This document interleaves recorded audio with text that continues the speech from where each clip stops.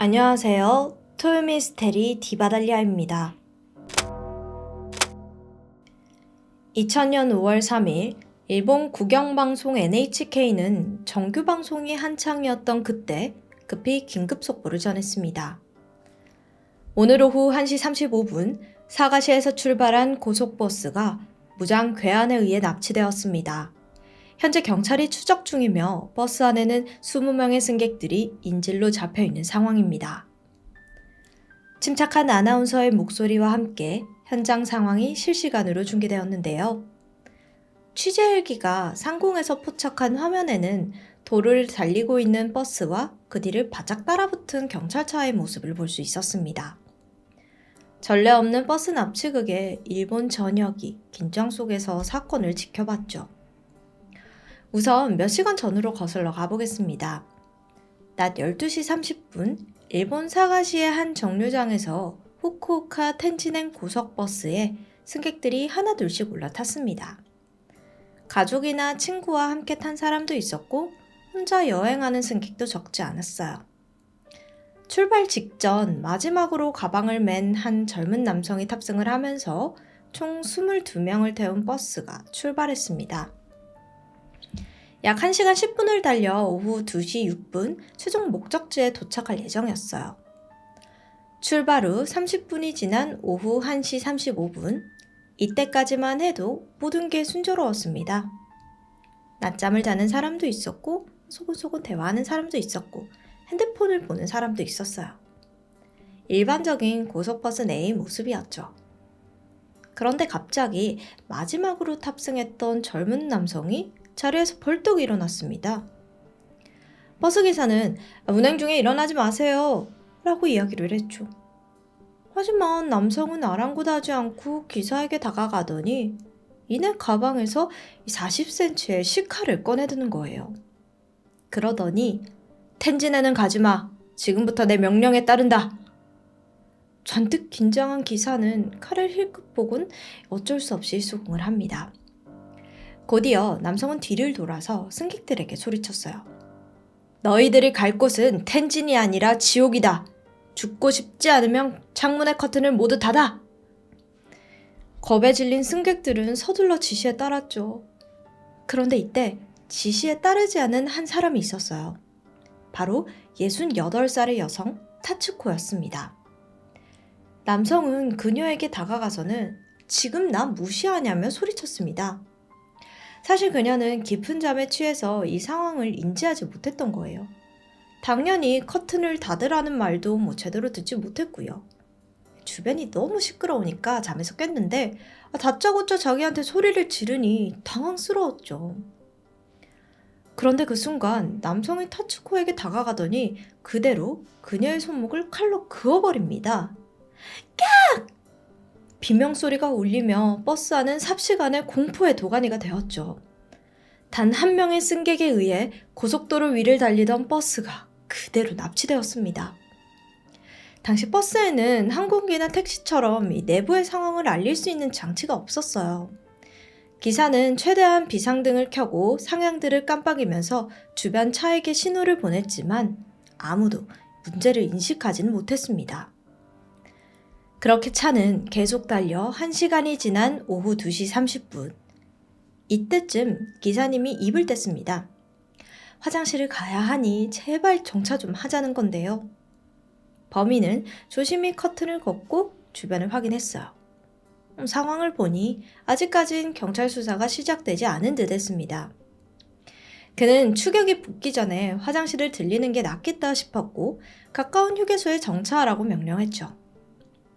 이어서 범인은 오직 한 번에 한 사람씩만 버스에서 내리게 했어요. 그러면서 만약 탈출을 시도할 경우 연대 책임으로 다른 승객 한 명을 칼로 찌르겠다고 강하게 협박했죠. 승객들은 모두 순순히 따르는 듯 했습니다. 가장 먼저 버스 기사님이 화장실을 다녀왔고 다음으로 강아지를 안고 있던 여성 A씨가 버스에서 내렸습니다. 근데 20분이 지나도 그녀가 돌아오질 않는 거예요. 탈출한 거죠. 범인은 이에 격분하면서 또 다른 여성 B씨를 지목했습니다. 한 번 더 문제 생기면 네가 죽어. 승객들 똑바로 감시해. 울며 겨자 먹기로 버스는 출발했고 승객들은 언제 죽을지 모른다는 공포에 휩싸였습니다. 한편 이 도착 시간 30분이 지나도 버스가 오지 않자 운송회사는 기사에게 무전을 했어요. 하지만 아무런 응답이 없는 겁니다. 아, 이거 이상한데 무슨 일이 생겼나?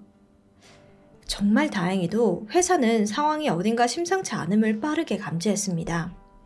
즉각 직원 20명을 투입해서 대책본부를 설치하고 차량 경로와 승객 명단부터 확보했어요. 동시에 경찰에 신고 전화를 걸었죠. 그런데 이때 경찰서에는 또 다른 신고 전화가 걸려왔어요. 바로 휴게소에서 탈출한 A씨였는데요. 그녀를 통해 경찰은 상황을 빨리 파악할 수 있었습니다. 이어서 해당 버스가 현재 원래 목적지보다 훨씬 더 북쪽인 야마구치 방향으로 이동 중인 걸 확인합니다. 곧장 그 지역 경찰에 출동을 요청했어요. 오후 3시 30분 버스는 야마구치현으로 진입했습니다. 경찰 또한 추격을 시작했죠. 이때 붙잡혀 있던 승객 중 한 명인 여성 B씨는 경찰 사이렌 소리가 점점 가까워지자 조바심이 나기 시작했습니다. 지금 뛰어내려야 돼. 경찰이 뒤에 있으니까 그나마 바로 병원에 옮겨질 거야. 결국 그녀는 고속도로를 달리던 버스에서 창문을 열고 주저없이 몸을 던졌죠. 땅에 떨어지면서 뼈가 부러지긴 했지만 다행히 생명에는 지장이 없었습니다.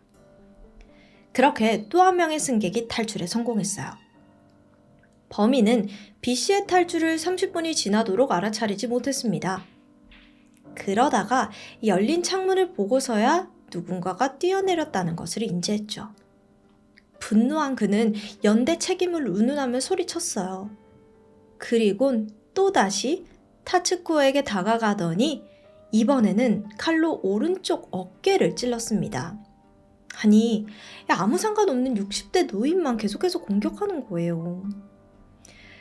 이어서 그는 화가 풀리지 않는 듯 주변 승객들에게 마구잡이로 칼을 휘둘렀고 이 칼에 6살의 유키양과 50세 유미코 씨가 부상을 입었습니다. 시간이 더 흘러 오후 4시 20분 경찰이 버스를 추적하는 게 쉽지 않자 이번에는 다른 작전에 돌입해요. 일단 버스를 둘러싸서 포위망을 형성하고 또 고속도로를 봉쇄했죠. 근데 이걸 알아챈 범인이 강하게 반발합니다. 어린 유키양을 인질로 잡더니 밖에 있는 경찰 보란 듯이 목에 칼을 대면서 소리쳤습니다. 방해하지 마! 지금 어린 아이가 인질로 잡혀 있잖아요. 경찰도 일단 물러설 수밖에 없었어요.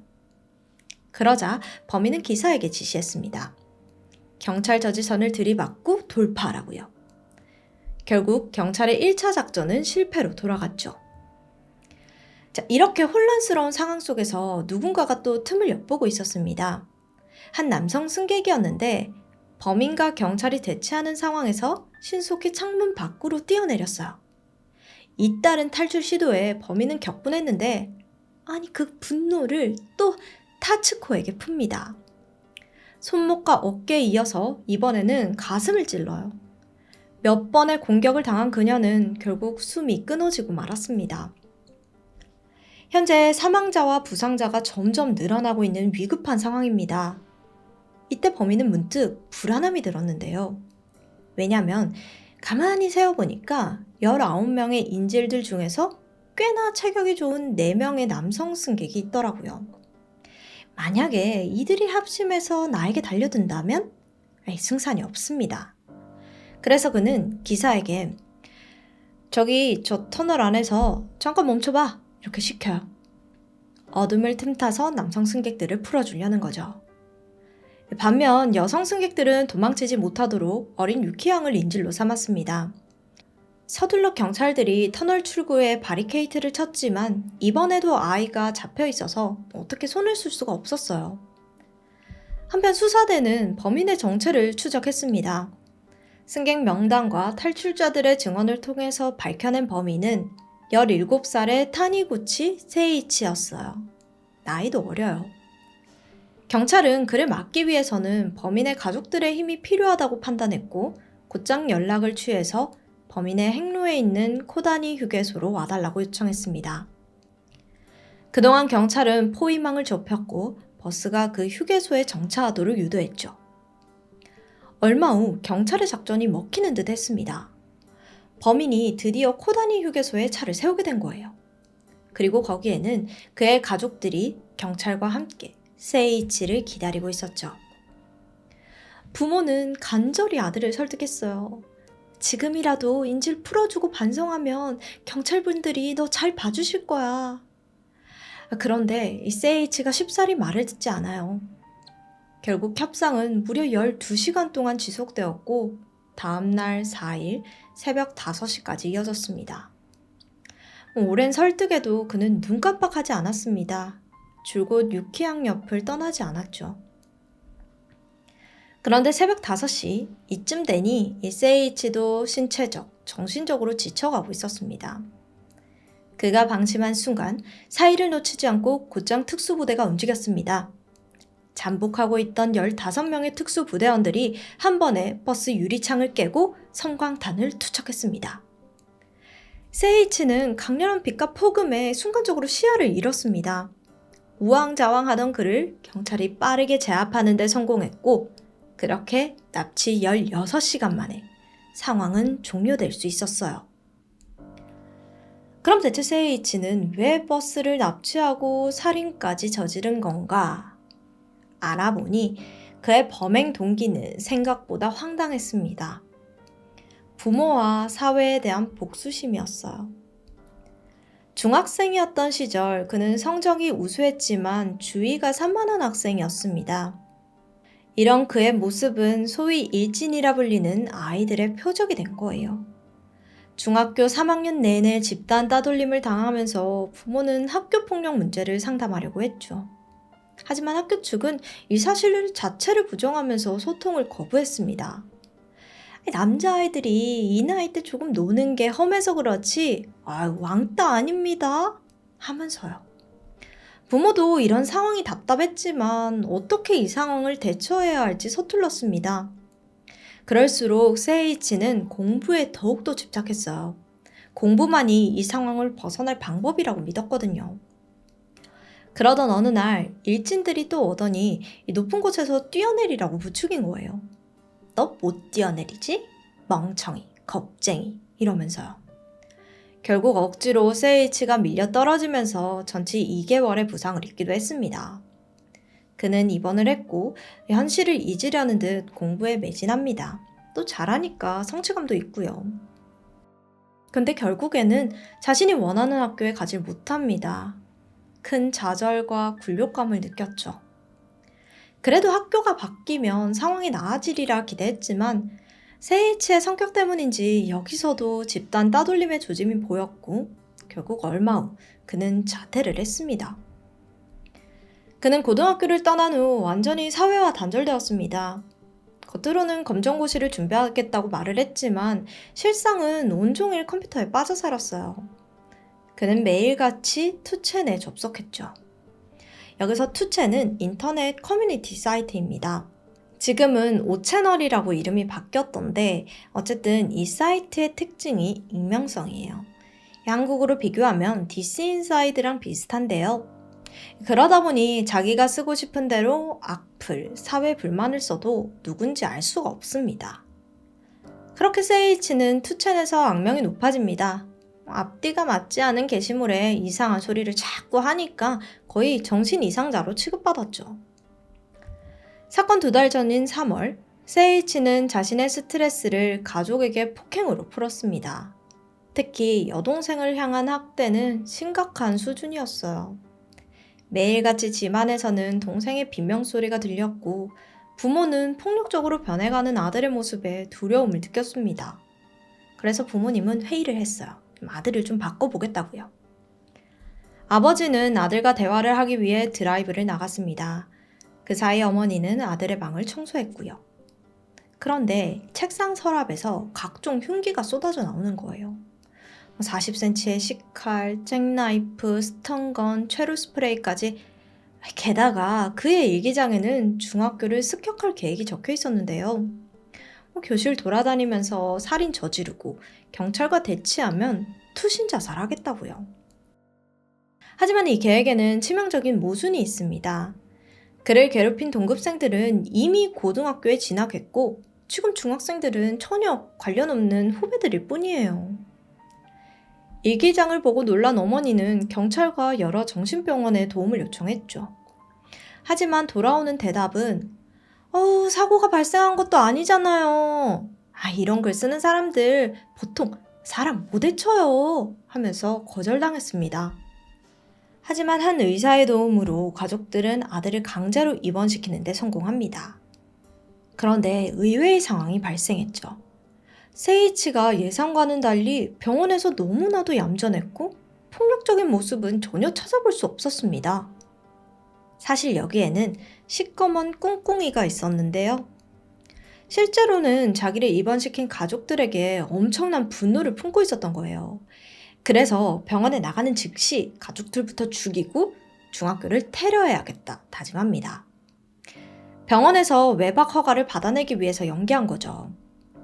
안타깝게도 의사들은 그의 속내를 전혀 알아차리지 못했고 이틀간의 외박이 허가되었습니다.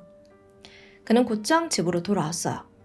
그리고 우연히 뉴스를 보던 중 이날 발생한 한 살인사건을 접하게 됩니다.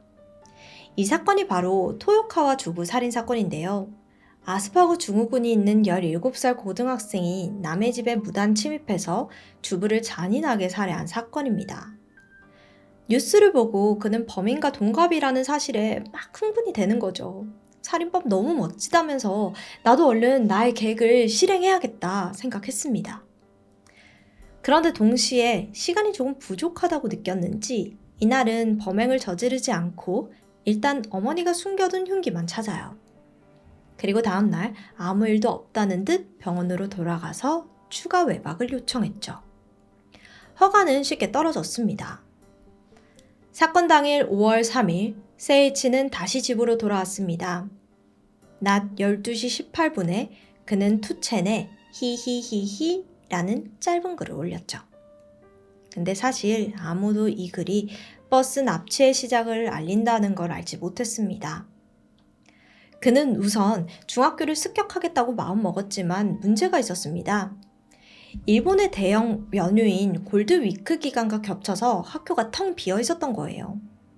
그에게 시간은 얼마 남지 않은 상황에서 그는 결국 즉흥적으로 범행 대상을 변경하면서 고속버스 납치 사건이 벌어지게 된 겁니다. 그날 안에는 1명이 사망하고 2명의 승객이 부상을 입었습니다. 뿐만 아니라 승객들은 심각한 정신적인 트라우마를 겪게 되었죠. 그런데 좀 이상한 점이 원래 가족들부터 죽이려고 했던 세이치는 무슨 이유에서인지 가족들은 건드리지 않았습니다. 어쨌든 그는 긴긴 대치 끝에 결국 체포되었습니다. 이어 검찰은 그가 소년범이라 할지라도 사건에 대한 명확한 책임 능력이 있다며 중형을 주장했어요.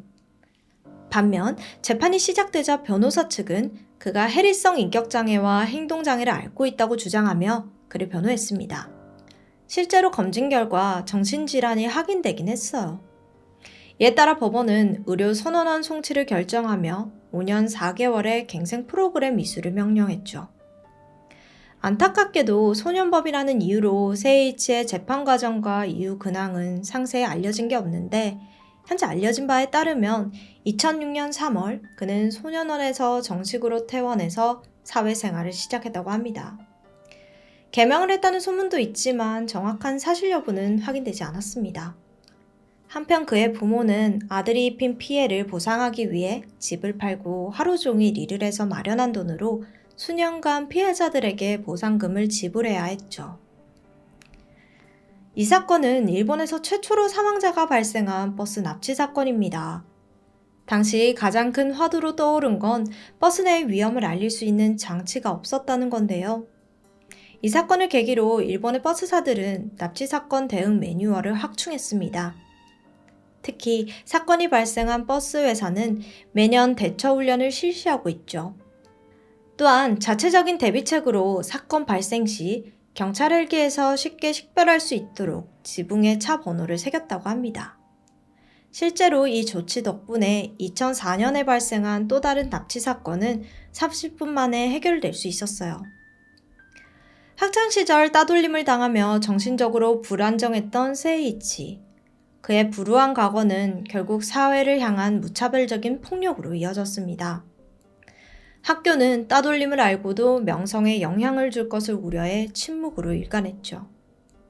또한 세이이치의 가족들은 테러 계획을 정신병원에 알렸지만 병원 측 대응 역시 다소 안일했습니다. 테러를 계획하고 흉기까지 구비했음에도 너무 쉽게 외박을 나갔죠. 몇 차례나 범행을 막을 수 있던 기회를 모두 날려버린 겁니다. 한편 피해자인 유미코 씨는 세이이치가 자신을 찾아와 무릎을 꿇고 눈물로 사죄했다고 밝혔는데요. 그의 사죄가 진실된 것이기를 바랄 뿐입니다. 그리고 그의 남은 생이 사망한 타츠코 씨를 비롯한 21명의 납치 피해자들에게 속죄하는 길이 되길 바랍니다. 지금까지 디바달리아였습니다. 안녕하세요. 토요미스테리 디바달리아입니다. 이곳은 남아프리카 공화국 케이프타운에 위치한 케이프 그레이스 호텔. 전세계 관광객들이 애용하는 5성급 호텔인데요. 2010년 11월 14일 밤 12시 48분. 준수한 외모에 고급 정장을 입은 한 남자가 호텔 안으로 급히 들어옵니다. 그리고는 호텔 매니저 존에게 자신이 처한 긴박한 상황을 알렸죠. 노련한 매니저인 존은 이 남자에게 심상치 않은 사건이 벌어졌음을 직감했고 곧 경찰에 신고 전화를 걸었습니다. 남자의 이름은 인도계 영국인 사업가인 슈리엔 드와니. 당시 30세인 그는 자신과 같은 인도계이자 스웨덴 출신의 아내 애니 힌토차와 신혼여행을 왔다가 강도를 만났다고 주장합니다. 슈리엔의 말에 의하면 그는 아내와 택시를 타고 슬럼가인 타운십으로 이동하던 도중 강도를 만났다는데요.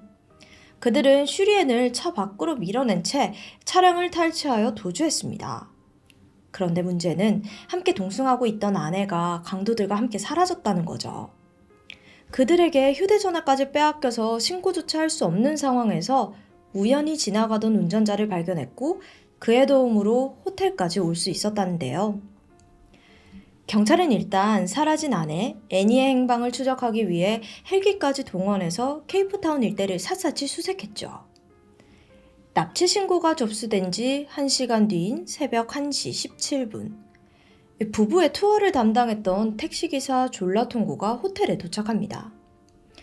창백한 얼굴의 그는 몹시 충격을 받은 안색이었어요. 졸라의 진술도 슈리엔의 진술과 일치했습니다. 그는 강도들이 우리 차를 덮쳤고 슈리엔을 먼저 풀어주고 그 후에 자신을 풀어줬다고요. 하지만 아내 애니는 풀어주지 않았습니다. 케이프타운 일대는 워낙 강도 사건들이 빈번하게 일어나는 지역이었고 특히 부유해 보이는 관광객은 타깃이 될 가능성이 높습니다. 따라서 경찰은 이들의 진술에 신빙성이 있다고 판단이 되었죠. 하지만 이해가 가지 않는 부분도 있었습니다. 왜 하필이면 한밤중에 우범지대인 타운심을 관광했는지예요. 이곳은 위험한 동네입니다. 그래서 경찰은 남편 슈리엔에게 물었죠. 이에 대해 그는 아내가 슬럼가 투어를 원했다고 주장을 하는데요. 특별한 여행을 원했던 애니는 케이프타운의 유명한 장소보다는 현지인들의 생활을 느낄 수 있는 슬럼가 체험을 해보자고 제안을 했다는 거죠.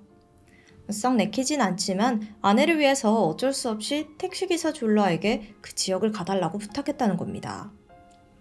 남편 슈리엔의 진술은 이러했습니다. 여행 7일째인 2010년 11월 13일, 이날은 슈리엔이 애니를 위해서 사파리 투어를 예약한 날이었어요. 또한 그는 공항에서 만난 현지인 택시기사 졸라통고에게 13일 저녁에 케이프타운 관광을 부탁해둔 상태였고요. 두 사람은 사파리 투어를 마치고 돌아와서 택시를 기다립니다. 저녁 7시 30분, 슈리엔이 예약한 택시가 부부의 관광을 안내하기 위해 호텔로 찾아왔죠. 이들은 케이프타운 밤거리를 거닐다가 밤 10시 30분 해산물 레스토랑에 도착해서 저녁을 먹었어요. 그리고 이들이 나온 시각은 저녁 11시 10분. 다시 야경을 구경하기 위해 택시를 탔고 케이프타운에서도 가장 한적한 슬럼가 쪽으로 이동을 합니다. 바로 그때 총을 든 2명의 남자가 택시를 덮쳤어요. 그리고는 슈리엔의 시계와 현금, 휴대전화를 빼앗았고 운전자에게는 총을 들이대면서 운전하라고 소리쳤습니다. 겁에 질린 애니는 울면서 저희 신혼여행 온 부부고 돈 필요하면 언제든지 다 드릴 테니까 제발 목숨만은 살려주세요 라고 애원했습니다. 강도들은 인질로 잡힌 3사람을 각기 다른 장소에 풀어주겠다고 하고 슈리엔을 먼저 차 밖으로 밀어버렸어요. 그리고 애니와 택시기사를 싣고 그대로 달아나 버렸습니다. 휴대전화까지 빼앗긴 상태에서 경찰에 신고도 할 수 없었던 슈리엔은 겁에 질려 근처를 헤매고 다니다가 마침 어느 운전자의 도움을 요청했던 거죠. 다음날 아침 7시, 결국 경찰은 슈리엔과 애니 부부가 탔던 미니밴을 찾는 데 성공했습니다. 하지만 안타깝게도 애니는 뒷좌석에 총에 맞아 사망한 채 발견되었죠. 온몸에서 피가 다 빠져나갔을 정도로 그녀의 모습은 정말 처참했어요. 한편 경찰은 차량 안을 조사하던 도중 애니의 결혼 반지를 발견하게 되는데요. 슈리엔이 강도들에게 뺏겼다고 주장한 금품 중에는 결혼 반지도 있는데 범인들이 이렇게 값이 나가는 반지를 제대로 챙기지 않고 도주했다는 건 다소 의심스러운 부분이었습니다. 그렇다면 혹시 성폭행이 목적인가 싶어서 애니의 시신을 살펴보기도 했는데 성폭행의 흔적은 나타나지 않았습니다. 차 안에서 떨어져 있는 결혼 반지와 살해된 여성. 성폭행이 목적이 아니라면 값비싼 반지를 놓고 갔다는 게 도무지 범행 동기를 파악할 수 없었죠. 조사를 지속하던 경찰은 차량 앞 유리에서 범인의 것으로 추정되는 손자국을 발견했는데요. 선명하게 남은 지문을 바탕으로 조회를 한 결과 마침내 유력한 용의자 2명을 검거합니다. 체포된 용의자는 즈올리에와 마지와라는 젊은 남성으로 전과가 없는 평범한 청년들이었어요. 마지와는 즈올리에가 애니를 죽였다고 진술을 했고 경찰은 둘을 분리해놓고 따로 조사를 했습니다. 그들은 이 과정에서 놀라운 자백을 하는데요. 사실 자신들은 애니의 남편 슈리엔에게 청부 살해를 부탁받았다는 겁니다. 용의자 중 한 명인 마지와는 몬다라는 남성에게 택시기사인 졸라를 소개받았다고 했고요. 몬다는 호텔에서 근무하는 평범한 사람이었습니다. 그는 일자리를 찾는 마지와에게 마치 좋은 일거리가 하나 있다면서 택시기사인 졸라를 소개시켜줬어요. 그 일은 바로 영국에서 온 관광객이 자신의 아내를 살해해달라는 것, 즉 슈리엔이 아내 애니를 살해해달라는 겁니다. 이 마지막은 이 일을 함께 하고 싶다고 했고 후에 졸라는 자신의 친구인 즈올리에도 끌어들였어요. 운전자였던 졸라도 이들과 한패였던 거예요. 그렇게 애니의 남편 슈리엔의 지휘 아래 택시기사 졸라는 상황을 만들어줄 역할이었고 마지와와 즈올리에는 애니를 살해하는 담당이 된 거죠. 진술을 확보한 경찰은 마지와와 졸라를 연결해준 몬다라는 남성을 즉시 소환합니다. 더불어 피해자인 줄 알았던 졸라도 애니 살해의 용의자로 연행되죠. 조사 결과 졸라 또한 아이가 둘 있는 평범한 가장으로 범죄 경력이 없는 사람이었습니다. 이들의 진술은 모두 일치했어요. 공항에서 슈리엔과 애니 부부를 태운 그는 부부를 호텔까지 데려다 주는데 그때 슈리엔이 체크인을 하는 동안 잠시 기다려달라고 조용히 부탁했다고 합니다. 다시 나온 슈리엔은 그에게 은밀한 제안을 해요. 바로 돈을 지불할 테니 자신의 아내 애니를 없애달라는 이 충격적인 부탁이었죠. 슈리엔이 제시한 액수는 하나 약 200만 원 정도의 금액이었습니다.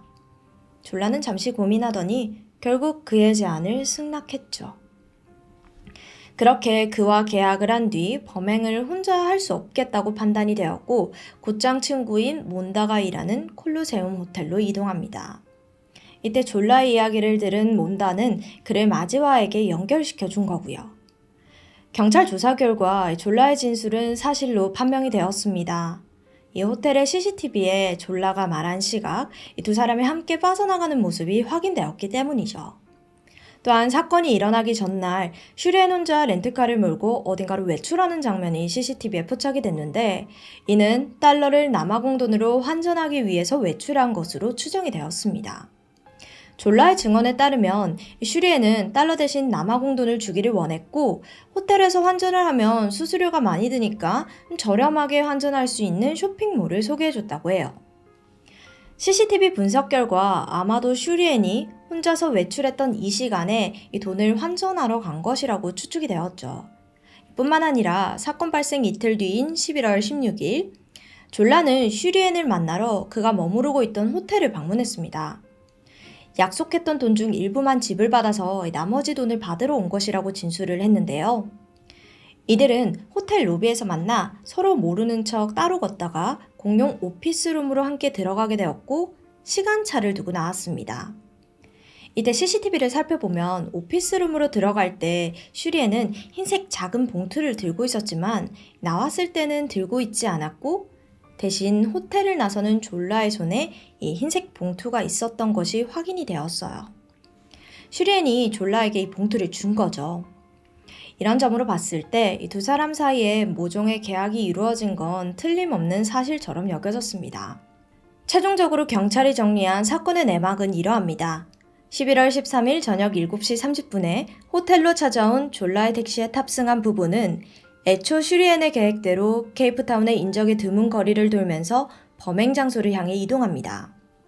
슈리엔과 졸라는 백미러를 통해서 신호를 주고받으며 좀 더 어두워질 때까지 돌다가 슈리엔이 배가 고프다고 하자 예정해둔 그 레스토랑, 해산물 레스토랑으로 갔어요. 식사 후에는 케이프타운의 최대의 우범지대인 타운십으로 접근한 거고요. 신호에 걸려 잠시 대기하던 순간 그들은 애니 몰래 문자로 돈 지불 방식에 대한 이야기를 나눴습니다. 여기서 슈리엔은 졸라에게 약속한 돈 절반을 봉투에 넣어서 뒷좌석 주머니에 놓아두겠다고 답변을 했죠. 물론 애니는 이런 상황을 전혀 모르고 있었고요. 그리고 약속대로 차가 사거리에 도착하자마자 대기하던 마제아와 즈올리에가 총을 든 채 이들의 차를 덮쳤습니다. 이들은 슈리엔에게 금품과 현금을 빼앗고 그를 먼저 차 밖으로 쫓아냈어요. 뒤이어 졸라를 쫓아낸 그들은 차량이 발견된 장소에서 애니를 총으로 쏴 죽이고 도주했습니다. 이렇게 그녀는 결혼한 지 2주 만에 타국에서 싸늘한 시신이 되어버렸죠. 아내를 청부살인까지 부탁한 슈리엔은 어떤 사람이었을까요? 그의 집안은 인도 카스트 계급 중에서도 상류층에 해당하는 부자였습니다. 부모님은 영국으로 이주 후 사업으로 큰 돈을 벌었고 이런 부모님 밑에서 그는 어렸을 때부터 부유한 상류 생활에 몸에 배어 있었죠. 성인이 된 그는 명문대학을 나와 아버지 회사에서 회계사로 근무를 하고 있었습니다. 그리고 친구의 소개로 아내 애니를 만났던 거고요. 애니는 스웨덴의 화목한 가정에서 태어난 인도 여성으로 그녀 또한 슈리엔처럼 명문대학 출신의 빼어난 미모의 소유자였습니다. 스톡홀름에 있는 증권회사에서 근무하던 그녀는 슈리엔과 대화를 나누면서 깊은 호감을 느꼈고 두 사람 사이는 이윽고 연인 관계로 발전했어요. 슈리엔은 연애를 시작한 지 1년 반 만에 파리에서 애니에게 청혼을 합니다. 그런데 사실 애니는 슈리엔에게 좋은 감정을 갖고 있긴 했지만 결혼에 대한 확신은 없었거든요. 그런 애니의 마음을 눈치챈 슈리엔이 비행기를 전세내서 파리에 데려가 로맨틱한 프로포즈를 한 거예요. 슈리엔의 정성에 감동한 애니가 그의 청혼을 받아들이면서 두 사람은 인도의 전통 풍습에 따라 뭄바이로 건너가 호화로운 결혼식을 치르게 되죠. 참고로 상류층 인도인들은 해외에서 교육을 받고 그곳에서 근무를 해도 같은 인도계의 배우자를 만나기를 희망합니다. 그렇게 결혼식을 올린 두 사람은 남아프리카 공화국으로 신혼여행을 떠났고 이 여행은 애니에게 마지막이 되고 말았습니다. 딸의 납치 소식을 듣고 남아국으로 급히 달려온 애니의 아버지는 오열했습니다. 하지만 사위의 태도가 어쩐지 좀 이상했어요. 딸의 시체를 보겠다는 장인에게 애니 시신 에서 피가 너무 많이 빠져나와서 액체를 좀 채우는 게 나을걸요? 그게 좀 보기 좋을 거예요. 이해할 수 없는 말을 내뱉은 겁니다. 후에 화장된 애니의 죄는 6개월이 지나서야 그녀가 자라난 스웨덴 집 근처의 호수에 뿌려졌죠.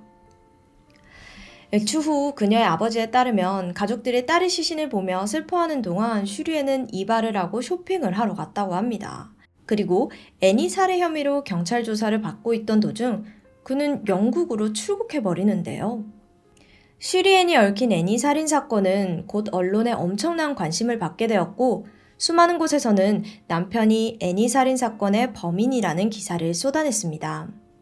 그러나 슈리엔은 이미 남아공을 떠나 영국에 온 상황이었고 이에 영국 경찰은 그의 출석을 요구하지만 이를 거부하죠. 경찰은 먼저 애니의 가족들과 친구들을 참고인 자격으로 불러서 슈리엔과 애니의 관계를 조사를 해봤어요.